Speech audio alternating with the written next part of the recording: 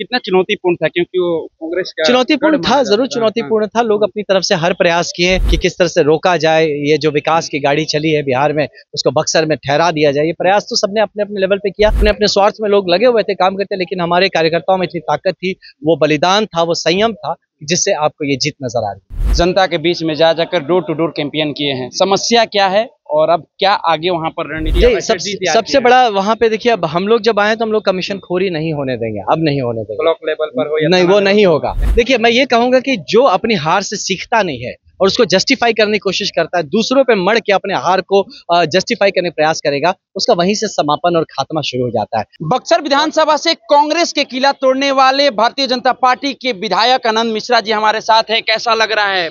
बहुत दायित्व है, दायित्व का बोध महसूस हो रहा है। जो संकल्प और सपना हम लोगों ने देखा है, जो लोगों ने साथ मिलकर देखा है, उसको पूरा करने की जिम्मेदारी है। तो इसका इस भार को महसूस कर रहा हूं, और लेकिन वो संकल्प शक्ति भी मजबूत है कि जो दायित्व हम लोगों ने लिया उसको हम लोग सफलता से पूरा करें। कितना चुनौतीपूर्ण था, क्योंकि वो कांग्रेस का चुनौतीपूर्ण गढ़ था, माना जरूर जाता था। चुनौतीपूर्ण था। लोग अपनी तरफ से हर प्रयास किए कि किस तरह से रोका जाए, ये जो विकास की गाड़ी चली है बिहार में उसको बक्सर में ठहरा दिया जाए। ये प्रयास तो सबने अपने अपने लेवल पे किया। निजी स्वार्थ में बहुत सारे लोगों ने, मतलब कि कांग्रेस की तरफ से या महागठबंधन से, अपने अपने स्वार्थ में लोग लगे हुए थे, काम करते, लेकिन हमारे कार्यकर्ताओं में इतनी ताकत थी, वो बलिदान था, वो संयम था, जिससे आपको ये जीत नजर आ रही है। पूर्व आईपीएस आनंद मिश्रा बक्सर विधानसभा को भली भांति समझते हैं, जनता के बीच में जा जाकर डोर टू डोर कैंपेन किए हैं, समस्या क्या है और अब क्या आगे वहां पर रणनीति जी, सबसे बड़ा वहाँ पे देखिए, अब हम लोग जब आए तो हम लोग कमीशन खोरी नहीं होने देंगे, अब नहीं होने देंगे। ब्लॉक लेवल पर हो या नहीं, वो नहीं होगा।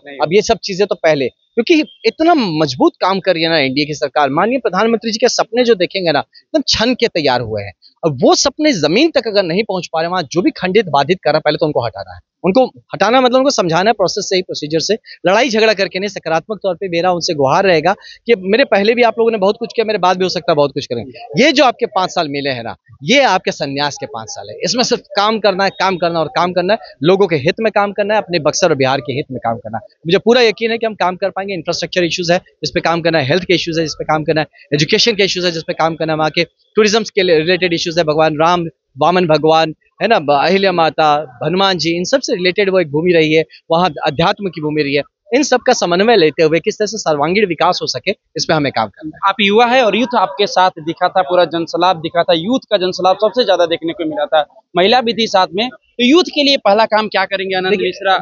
यूथ के लिए वहाँ के उनके स्किल्स कैसे बेहतर हो सके, उनकी एम्प्लॉयबिलिटी, मतलब पढ़े लिखे हैं लेकिन नौकरी नहीं मिल पा रही है, तो वो जो ब्रिज है उसको कैसे मुझे गैप करना है, उस गैप को कैसे भरना है, इस पे काम करना। स्वरोजगार के लिए उनकी जो फैसिलिटीज चाहिए, उनको जो गाइडेंस चाहिए, जो उनको बैंकिंग सपोर्ट चाहिए, मार्केट सपोर्ट चाहिए, एंटरप्रेन्योरशिप सपोर्ट चाहिए, इन सब का मैकेनिज्म ऑलरेडी तैयार है मेरा लगभग, अब बस उतारना है उसको। और इसके लिए हम जरूर युवाओं के लिए मदद करेंगे। खेल कूद में युवाओं को आगे बढ़ाना चाहते हैं, आर्ट एंड कल्चर में बढ़ाना चाहते हैं, तो युवाओं के लिए बहुत सारी चीजें दिमाग में, और जिसको आप आने वाले कुछ हफ्तों में आप उसको कार्यान्वित होते हुए देखेंगे। बिहार में मिली प्रचंड बहुमत के बाद विपक्ष कई तरह के आरोप लगा रहे हैं, आप पूर्व आईपीएस रह चुके हैं, तो आप ऐसे में कैसे देखते हैं, क्या ईवीएम का इसमें धांधली हो सकता है?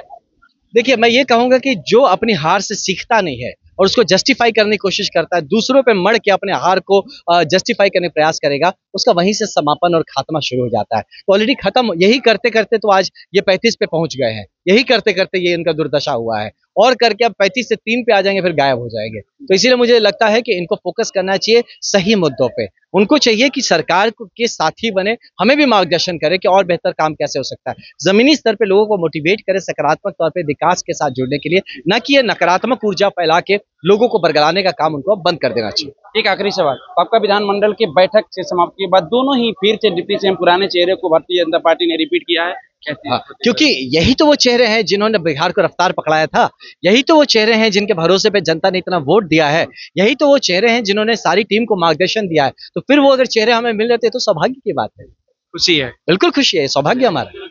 चलिए, तो हमारे साथ अभी बक्सर के विधायक आनंद मिश्रा थे। देखिए, अभी भाजपा विधानमंडल की बैठक समाप्ति के बाद हम आनंद मिश्रा से बात किए, जिस तरह से बक्सर विधानसभा में कांग्रेस का जो किला कहा जाता था उसको ध्वस्त करके पहली बार दर्श न्यूज पर आनंद मिश्रा क्या कुछ कहते हुए नजर आए और किस तरह से आगे विकास को लेकर क्या कुछ करेंगे, पूरे स्ट्रेटजी को तैयार कर लिए आनंद मिश्रा ने। यूथ को लेकर भी क्या कुछ कहते हुए आए कि देखिए यूथ के लेकर स्किल कैसे डेवलपमेंट हो, इंफ्रास्ट्रक्चर को लेकर चर्चा करते हुए नजर आए।